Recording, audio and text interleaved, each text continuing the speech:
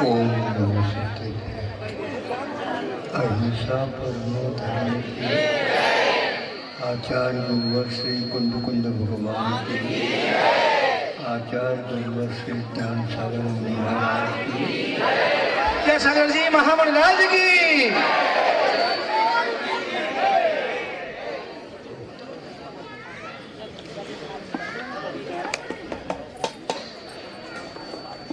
जरुआ खेड़ा यह तीसरी बार का हमारा आना हुआ है।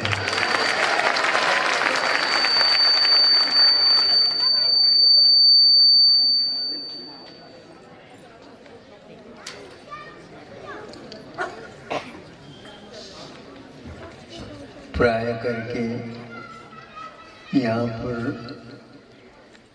रुकना संभव नहीं हो पाता, और फिर भी गाड़ियों के लिए पेट्रोल की आवश्यकता तो हो ही जाती है।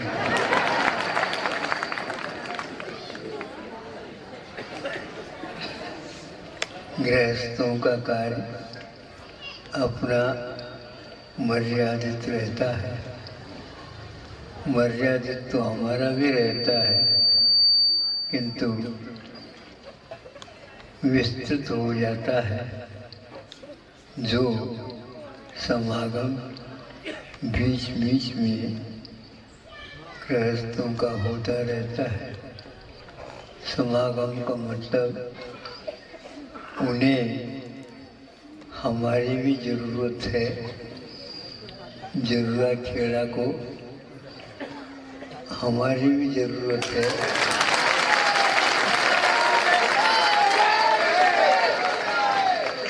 इस प्रकार यह जरुआ खेड़ा थोड़ी बहुत नाम सार्थक करता है, लेकिन कस्बा होकर के भी इसको खेड़ा कहा जाता है।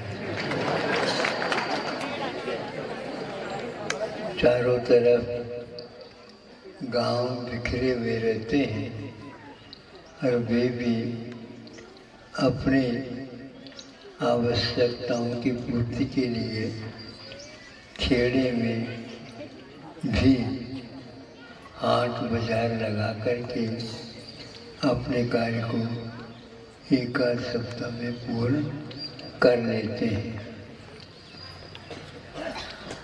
किसानियत होते ही है तो बिखराव रहता है, जमाव कम रहता है, किंतु कहीं न कहीं उनका जमाव रहता है जो जरुआ खेड़ वालों को भी आवश्यकता पड़ जाती है। जितने भी तमाम गांव हैं वे सारे सात्विक जीवन जीते हुए अपने लिए और यहाँ के वालों के लिए उसकी आपूर्ति करते रहते हैं।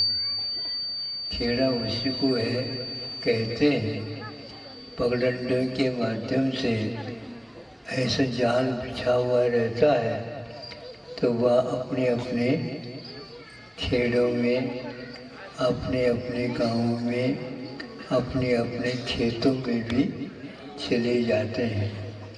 प्राह करके मेड़ से ही चले जाते हैं, और मेड़ पर कोई गाड़ी चल ही नहीं सकता, आपको ज्ञात है।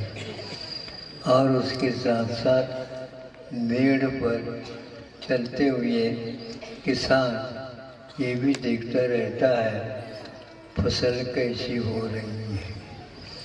तो ये सिंहावलोकन होता है किसान का, फल ये निकलता है। एक किसान की बात आई है, आपके सामने रखना चाहता हूँ कि वह बागवान जैसा था, बहुत सारे पेड़ लगे थे और तरह तरह के पेड़ थे, किंतु वह संतुष्ट तब होता था जब वह मेड़ के ऊपर से एक चक्कर डाल लेता, सुदूर तक उसके निगाह में सब बातें आ जाती थी। अब एक दिन की बात है, वो देखता है क्या बात हो गई, इसमें ऐसे क्यों मुरझानापन आया है, कुंबला गया है, इसके लिए किसकी आवश्यकता है, पानी दे, वो दे, ये दे, फिर भी वह ठीक नहीं हो रहा था। तो सोचा आखिर क्या है कमी। तो प्राय करके हम ऊपर सोचते रहते हैं, किसान मूल को पकड़ता है, किसान मूल को पकड़ता है तो चूल अपने आप ही अपने हाथ में आ ही जाता है। तो उसे मूल को थोड़ा देख करके तर्जनी से उसको खोदता है, तो थोड़े भीतर जाने के उपरांत उसको बहुत बड़ा एक कीड़ा मिलता है। वाह, देखो ये नीचे गया है, इसके लिए क्या राशन मिल रहा है।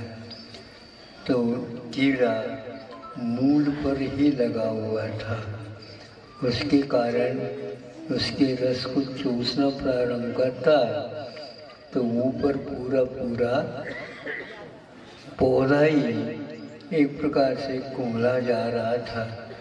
मरणासन होने को है, एक आध और दिन हो जाता तो निश्चित रूप से वह गिर जाता। तो उसको निकाला, उस कीड़े को अच्छे ढंग से दूसरे स्थान पर ला करके सुरक्षित किया और उसको अच्छे ढंग से व्यवस्थित किया जिस मूल पर कीड़ा लगा था। फिर बाद में कहने की क्या आवश्यकता, न खाद की आवश्यकता, न पानी की आवश्यकता, न हवा की आवश्यकता, सब पर्याप्त थी, किंतु प्रतिकूल दशा के कारण ऐसा हुआ। आप लोगों के सामने ये उदाहरण इसलिए दे रहा हूँ, आप लोग समझते हैं कि जीवन जीने के लिए अहिंसा की, सत्य की, शासित होने की बड़ी आवश्यकता है। और आप लोग इन तीनों को गौण करके इन तीनों चीज़ों की उपलब्धि धन के माध्यम से या और सत्ता के माध्यम से प्राप्त करना चाहते हैं, ये गलत है। अहिंसा देवी जब से किसानों के पास से चली गई है, तब से शहरों में अशांति अशांति हो गई। ये बिखरे हुए गांव हैं और नगर कस्बों से संबंध रखती है। यहाँ पर कल हम गए थे ये खेत में शौचालय निवृत्ति के लिए, तो वहाँ पर एक प्रकार से लोग कहने लगे, देखो हमारे बाबा का हमारे यहाँ खेत में, इन लोगों ने पूछा होगा इसमें क्या पूछ रहे हैं, देवता आ रहे हैं। उन्होंने कहा हाँ भगवान आ रहे हैं, थोड़े से परिष्कृत शब्द है, देवता आ रहे हैं, ये चारों तरफ हो जाता है। तो हमने यही कहा, देखो ये ध्यान रखो, और नगर में जो खुरई में साग सब्जियां पहुंच रही हैं, वो इतना से तो पहुंच जाती है। हाँ, वहाँ पर तो तोल तोल करके, मोल मोल करके, और यहाँ पर बिना तोले तरह तरह की तरकारियाँ यहाँ पर मन चाहे तो वह ले रहे हैं, दे रहे हैं, और आपके यहाँ जाने के उपरांत थोड़े बहुत सूख ही जाते हैं।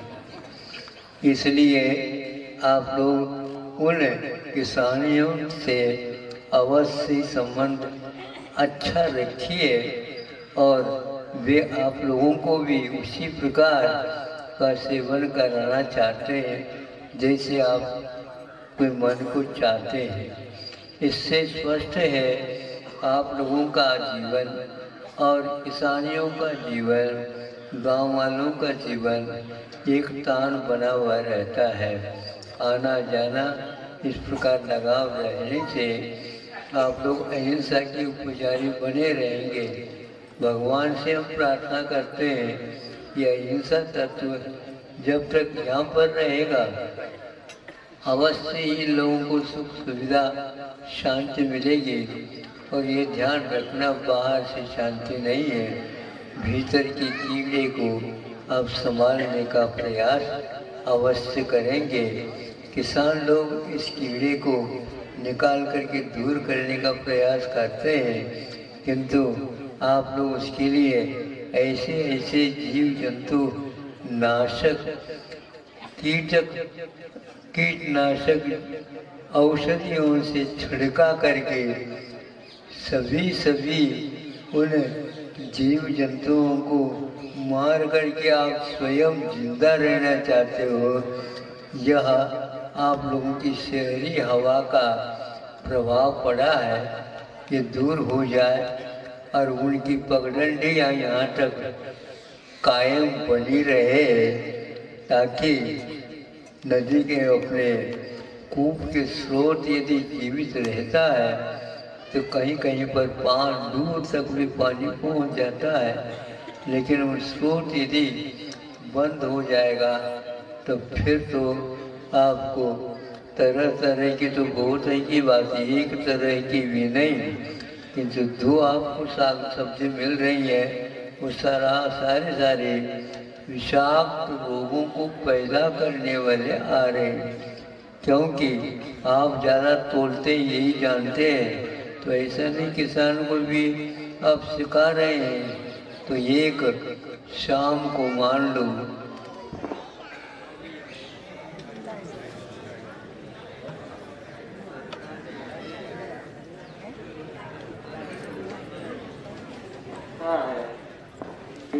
क्या करें, मांग बहुत है और हमारे पास इतनी तरकारियाँ नहीं हैं, तो क्या करें। इधर एक लौकी के लिए इंजेक्शन लगाता है, इधर करेला इंजेक्शन लगाता है, और ये अनेक प्रकार के सारे इंजेक्शन से आ जाते हैं। अंगूर को भी उस पानी में डुबो देता है, एक बार डुबोने के उपरांत फिर कहना है क्या है, वो अंगूर जो है आपके लिए पसंद आ जाते हैं और उनके भूख की मांग पूर्ण हो जाती है। वह एक ही रात में इतनी बड़ी हो जाते हैं। उसके कारण आप सोचो किसान लोगों को क्या सिखा रहे हैं।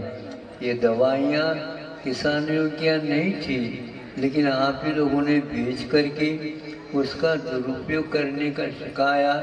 तो आज शुद्ध और ताज़ी औषध से भरी, अमृत से भरी वो लौकिक तक नहीं मिल पा रही। आप अलौकिक बात कर रहे हो, मैं आपके सामने लौकिक बात करके आपको लौकिक को हमेशा याद करने के लिए कह रहा हूँ कि उसकी जिंदगी के ऊपर जो दाग आ रहा है वह उस इंजेक्शन के कारण।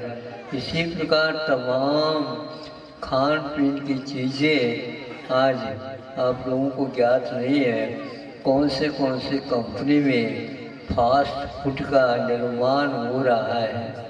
ये सुन करके हर एक व्यक्ति, वह किसान भी होता है तो फास्ट फूड कहता है। आप सोचने की बात है उसमें क्या क्या है ये पता ही नहीं, बस वह पॉकेट में आ जाता है। आप लोग उसको खोल देते हो, खोलने के उपरांत आंखें खोलने की कोई आवश्यकता नहीं, क्योंकि वो सुरक्षित है। किंतु भीतर किससे बना है, कब का बना है, क्या बना है, इसका क्या प्रयोजन है, ये कोई पता नहीं है। यदि यह जीवित नहीं रहेगा अवश्य ही आप लोगों का क्या, सभी तमाम संसार का एक जिंदगी का जीवन का सवाल है, ज़्यादा रहने वाला नहीं है। अहिंसा धर्म को सुरक्षित रखने के लिए जब तक उस कीड़े को, हिंसक को, तामसिकता को हम दूर नहीं करेंगे, हमारा आत्मिक कल्याण तो दूर है, शारीरिक और मानसिक संतुलन भी बिगड़ने में देर नहीं लगने वाला। ऐसी कीट नाशक जीवों को दवाइयों को पैदा कर रहे हैं, जिसके द्वारा ऐसे ऐसे भयानक रोग हो रहे हैं जिनका कोई भी इलाज नहीं, चिकित्सा ही नहीं है। अब सोचो, अब आ जाता है किसी भी रोग के दूर करने के लिए लाखों रुपए व्यय कर रहे हैं, किंतु वह लाख रुपए तो ले जाता है, किंतु घर में आकर के वो काम का नहीं रह पाता। बंधु, अहिंसा सुरक्षित रहे, तामसिकता से दूर आप रहें, एक दूसरे को पूरक बन करके रहें, तो यह खेड़ा एक प्रकार से एक दूसरे से